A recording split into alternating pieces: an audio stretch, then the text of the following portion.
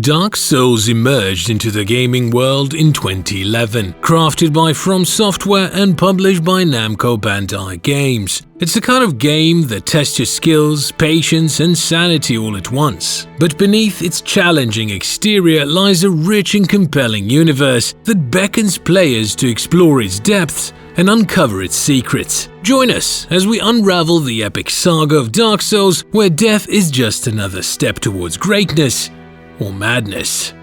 In the ancient times of the Dark Souls universe, there existed a period known as the Age of Ancients. Imagine a world devoid of color, cloaked in thick fog, where towering crags and ancient trees dominated the landscape. But what really stole the show were the everlasting dragons, the big shots ruling the roost. These dragons had it all: power, prestige, and probably some serious bad breath. As for the rest of the folks, well, they were mere blips on the dragon radar. In the unforgiving universe of Dark Souls, the emergence of the Lords stands as a pivotal chapter in the game's lore, shaping the destiny of the world of Lordran. The narrative unfolds amidst a desolate landscape where the once mighty Lords rose to prominence, each wielding formidable power and influence. Among them, Gwyn, the Lord of Sunlight, occupies a paramount position, his reign symbolizing an era of radiant splendor. Yet as the flame that sustains their dominion wanes, so too does the glory of the Lords, casting shadows across their once vibrant realm. With Gwyn's decision to sacrifice himself to link the first flame, the Age of Fire enters a cycle of decay, setting the stage for the rise of new heroes and the inevitable clash of destinies.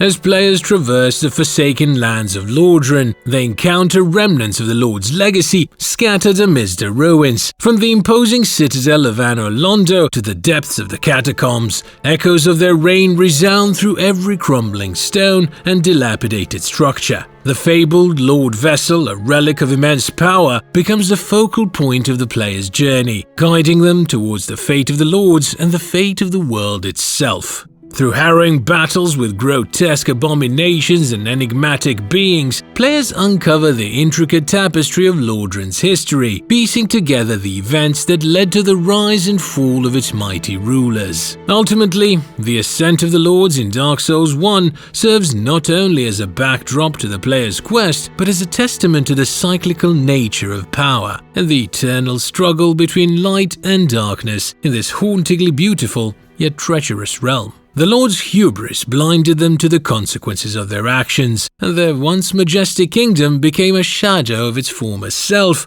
haunted by the echoes of past glories. However, even in their diminished state, the legacy of the Lords looms large over the world of Dark Souls, shaping the destinies of countless undead who wander its forsaken lands. Their rise serves as a cautionary tale, a reminder of the fleeting nature of power, and the inevitable cycle of rise and fall that defines the Dark Souls universe. In the grand saga of Dark Souls, the War of Fire starts out as a fiery clash of epic proportions, where the fate of realms hung in the balance like a sword over a precipice. Picture this, a time when the world was as bland as unbuttered toast, ruled by the majestic but rather inflexible everlasting dragons. Then, cue the entrance of fire, the ultimate game changer, bringing with it all sorts of perks, like heat, cold, and a little thing called life and death. Suddenly, from the dark corners of this monochrome world, popped up these peculiar beings called Hollows. Itching to get their hands on some Lord Souls they found lying around near the flames. And so, the stage was set for the Lords, including the likes of Gravelord Nito, the Witch of Izalith, and the radiant Gwyn, Lord of Sunlight, to band together and give those dragon overlords a run for their money. With a dragon traitor named Seath the Scaleless on their side, the Lords launched into battle, armed with lightning bolts, firestorms, and a healthy dose of the good old-fashioned miasma of death courtesy of Nito. It was like a dragon-slaying festival, with fire and chaos reigning supreme. In the end, against all odds, the Lords emerged victorious, and a shiny new era called the Age of Fire dawned. But as with all things, it wasn't long before the flames began to flicker, setting the stage for more adventures in the land of Lordran. So grab your sword, don your armor, and get ready for some fiery fun, because in Dark Souls the war never truly ends, it just takes a little nap before roaring back to life. Once upon a time, after the big showdown with those scaly dragons, Gwyn, the big boss man, decided to set up shop in Lordran. He handed out fancy titles and bits of his super-duper Lord Souls to his buddies, and Olondo, their swanky capital city, became the place to be, where Gwyn's kids hung out, including the mysterious Gwendolyn, the lovely Guinevere, and the black sheep firstborn. But as the party started to die down, it was clear that the good times couldn't last forever. As the party lights dimmed, everyone started panicking.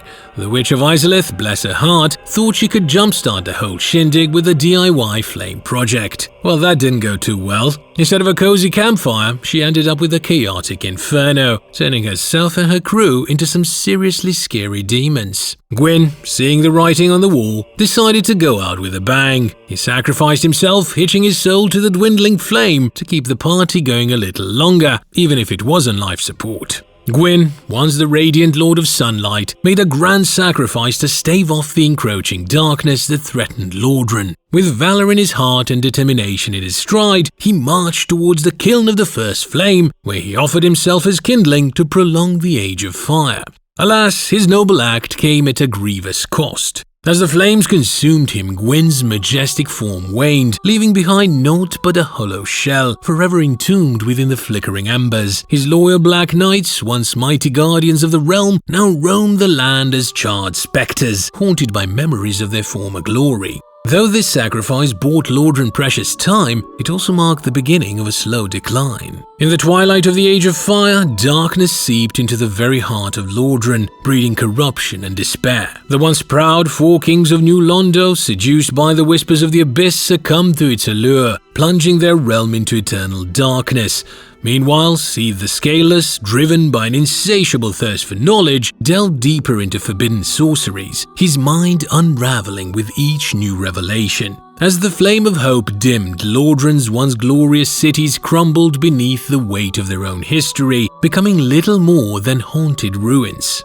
Amidst the decay, echoes of past splendor mingled with the lamentations of those who dared to remember. Yet, even in the face of despair, there remained a flicker of hope, a glimmer of possibility amidst the encroaching shadows. You know, Gwyn's sacrifice was like ordering a pizza to delay the end of a party. Sure, it buys some time, but eventually the pizza's gone, the music stopped, and you're left with nothing but empty boxes and regret. And those Black Knights, they're like the party guests who stayed too long, still trying to relive the glory days, even though the party's over. As for Lordran's decline, it's like watching your favorite TV show jump the shark. You know, where it goes from epic battles and heroic deeds to, well, Seath the Scaleless going full mad scientist and the Four Kings deciding to redecorate New Londo with an abyssal theme. It's like, guys, can't we just have a nice, normal apocalypse without all the drama? But hey, every cloud has a silver lining, right?